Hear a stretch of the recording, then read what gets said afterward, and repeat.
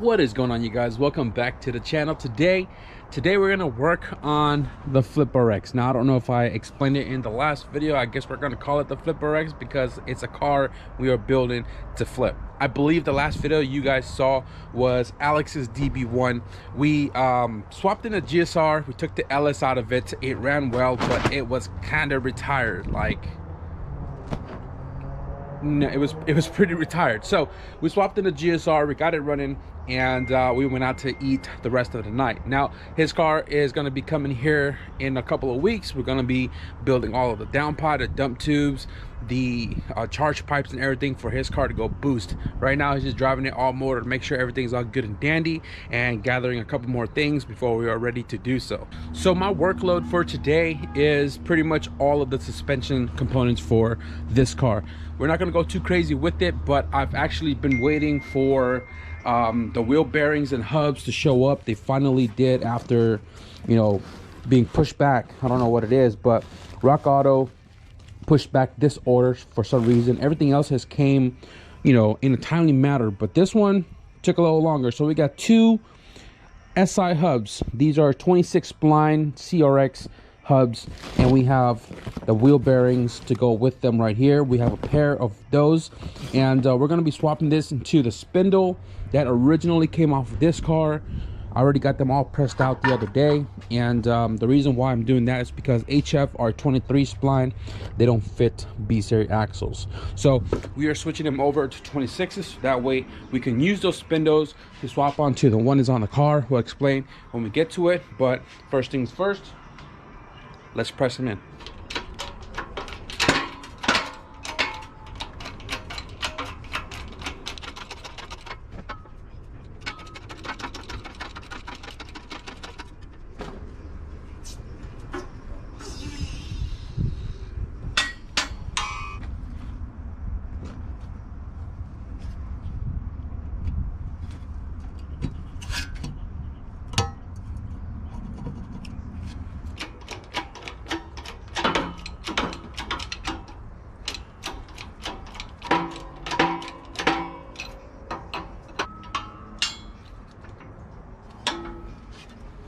Now, before you guys chop me up in the comment section, spindle, knuckle, spindle, I know the difference between the two, but it's just whatever comes out of my mouth.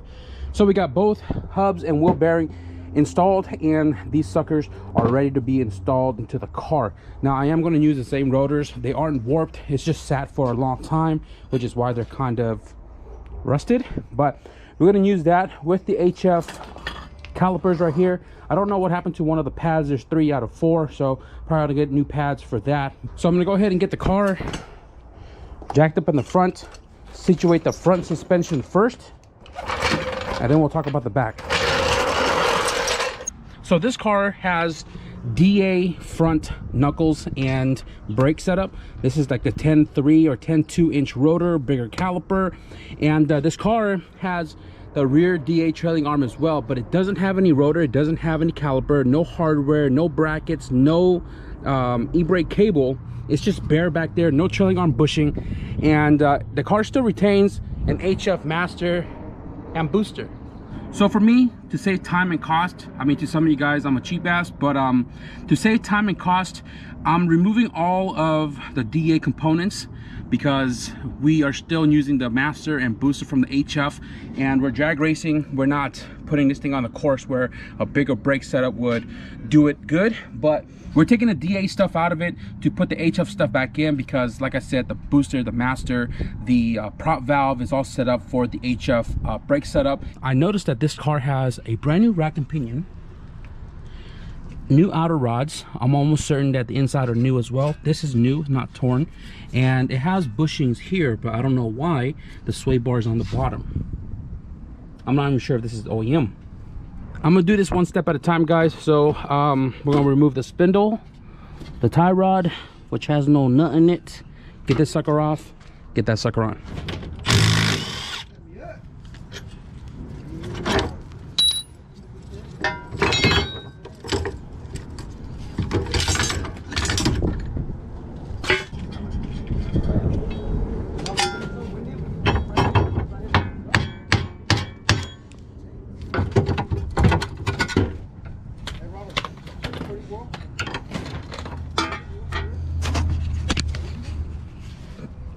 Yeah, that's a good inner rod right there, boy. God damn. Fucking DA spindle's dumbass heavy. Ugh. Whew. Gotta take off those up control arms because we're gonna need it. So guys, I ran into a weird dilemma, and it's kind of stopping me on my tracks. Now, I didn't explain to you guys what my goal for today was. Goal today was to situate the suspension for this car, right? And we have the max pitting rod in the KRX. I just wanted to try it out and you know, really give a honest opinion about the suspension, but it wasn't the permanent suspension to the car. So I needed to stiffen up the all-wheel drive CRX because, you know, the all-wheel drive, and they were saying that you got to keep the car as if it was front-wheel drive as far as suspension relation goes. And my car squats a lot, so I wanted to stiffen up my function forms in this car.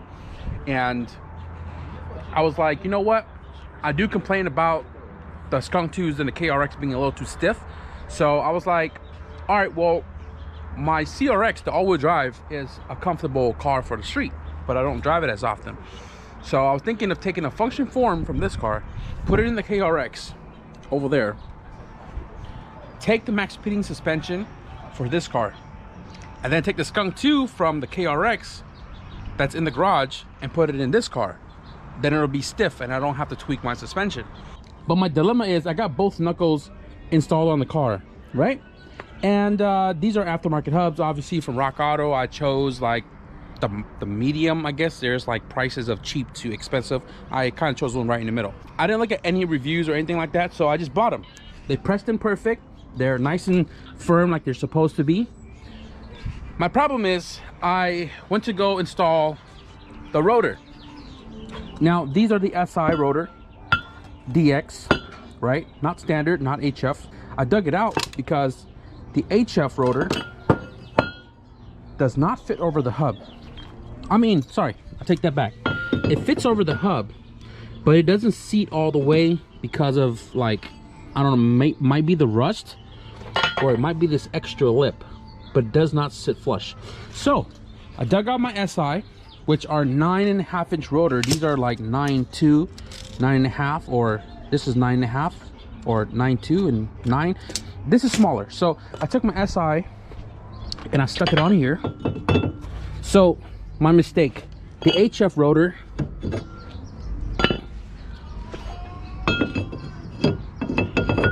doesn't go over the hub. It's hitting on the edge, right here. This is the SIDX,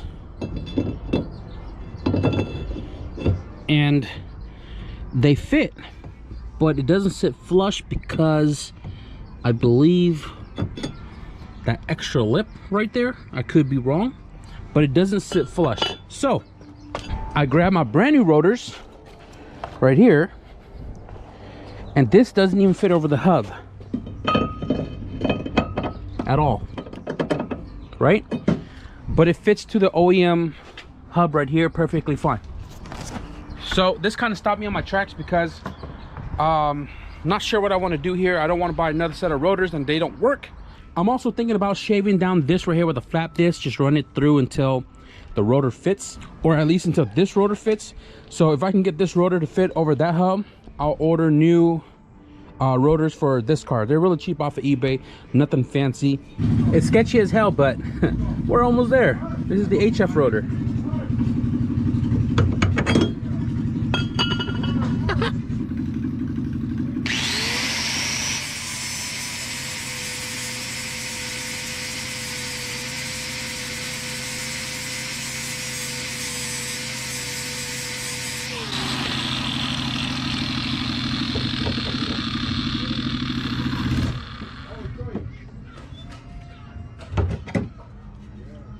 Damn, I was stressing over this. So I grinded the hub down enough to where this old rotor fits right over. It's not actually the center. It was just the rust that was kind of caked up inside that was preventing me from going further down. So there's still rust in here, but we made sure that at least with the rust it still clears the hub. So with the new rotor it shouldn't have that issue. We are spinning nice and straight, guys. I'm gonna go ahead and knock the other side out, and I'm probably still, I don't know how much daylight we got left, but I'm probably gonna jack up the back and start taking off those trailing arms.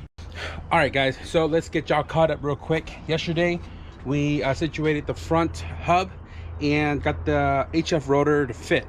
So I've already worked on this car today. I got the whole drum trailing arm out of it, and you know, it's all wrapped up for when a part's coming for this car. We'll put everything back together. Right now I got the Flip RX jacked up, and I do have 6 jack stands. 2, 4, 6.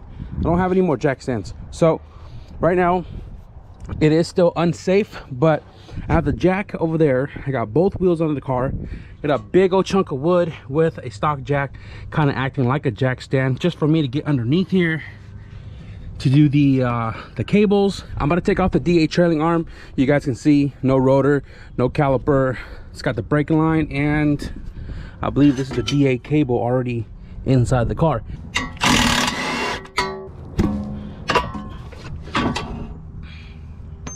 I am going to leave the camera kit on the car since it's already on here. Doesn't look too bad. It has LCAs, which is good. Shout out to Yang and Jim for that. It didn't have LCAs originally.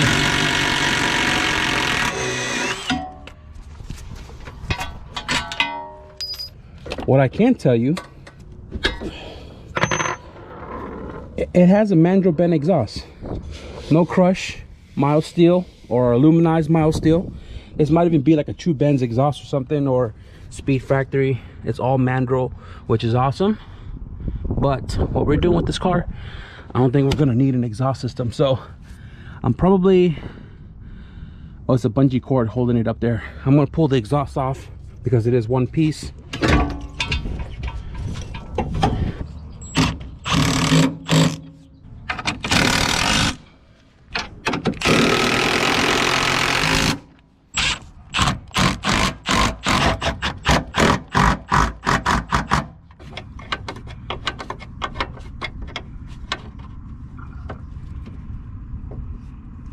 All right, so the last thing to do here is the e-brake cables.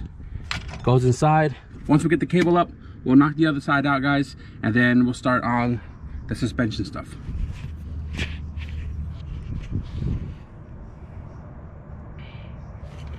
The shocks and stuff is probably going to be last, because the shocks going into this car is in a KRX, which is the max pitting rod, and I probably explained it like 2 or 3 times now. The shocks from this car is going to the KRX for daily comfort, function form type 1s.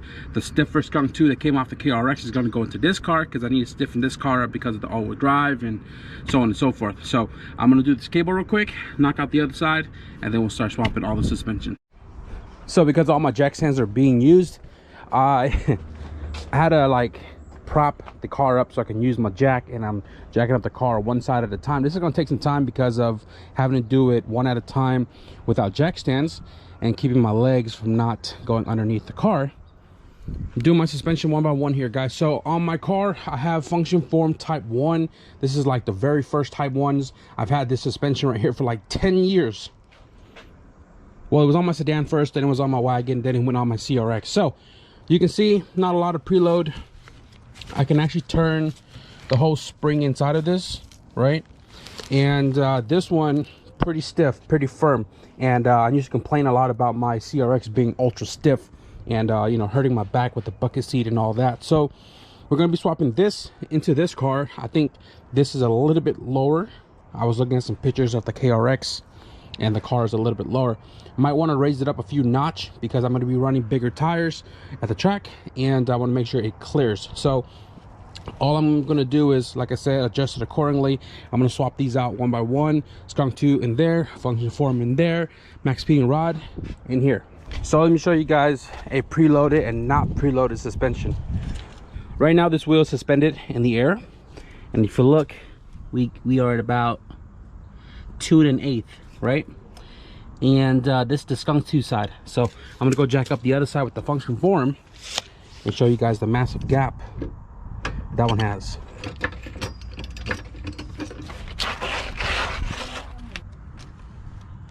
Three inches. That's how fat the gap is on this side.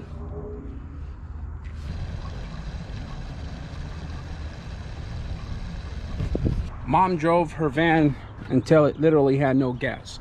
It doesn't even turn on, but we just pumped 5 gallons in there.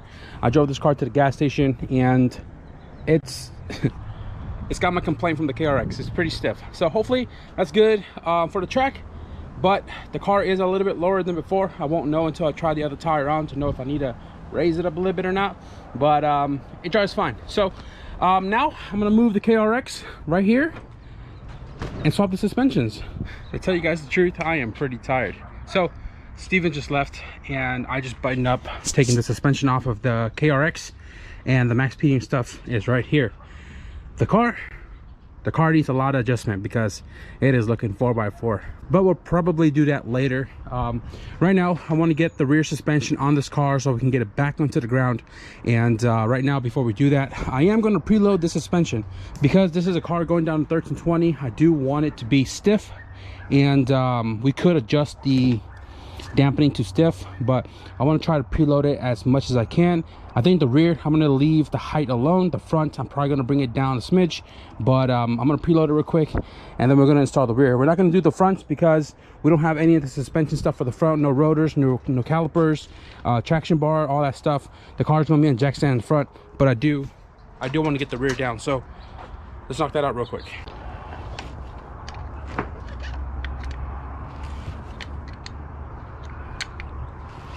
You can see where we started. I'm probably about ½ an inch up now, and this spring has tightened down a lot.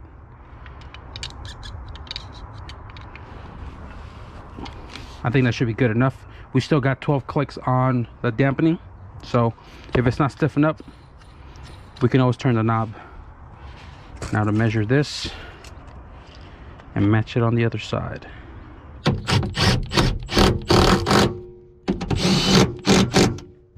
Clicks. I'm gonna go all the way. I'm gonna back out 1, 2, 3, 4. 4.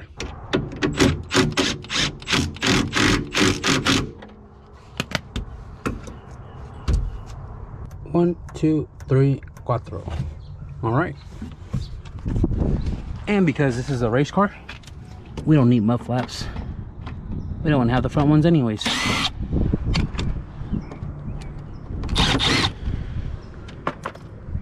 What in tarnations? What? Shit used to be yellow? No. This is cursed, my dude. This is cursed. All right, guys. So I'm pretty tired. Alex just pulled up. He dropped off a clutch that I'm going to be using on the LSV that's going into this car. Thank you for that. We did a lot of work. We swapped all the suspension around. We took the function form out of here. We threw it in there, 4x4 status. We took the skunk tube from there, slapped it back in here, and the max speeding that we just took off of that car is now in this car, or at least the back half of it is. The two in the front, we're gonna put it in when we get the rest of the components to do the front suspension stuff. I'm missing rotors, calipers. Obviously the shock and the forks won't go in until the axle's in place, but we are making a ton of progress, guys. Got a lot of new components put back onto the car, a lot of new used component, I guess you can call it, but we are headed in the right direction. So in the next couple of days, I'm actually going to be work on that car because I got a dyno day tomorrow and I got track event next week. So I'm not going to show too much of that because it's just suspension stuff. It's just changing oil, you know, all the basic stuff to get the car ready. But I am probably going to end the video right here. I'm really tired. I need to clean up a lot of this junk, find a place to put everything away that we're not going to be using anymore. So progress is better than no progress. You guys already know what it is. So if you guys enjoyed this video a little bit, be sure to leave this video a thumbs up, and if you guys want to stick around for the dyno video, track video, and all the good jazz to come here real soon, be sure to hit the subscribe button. But with that being said, thank you guys for watching, and I'll see you guys in the next video. Peace.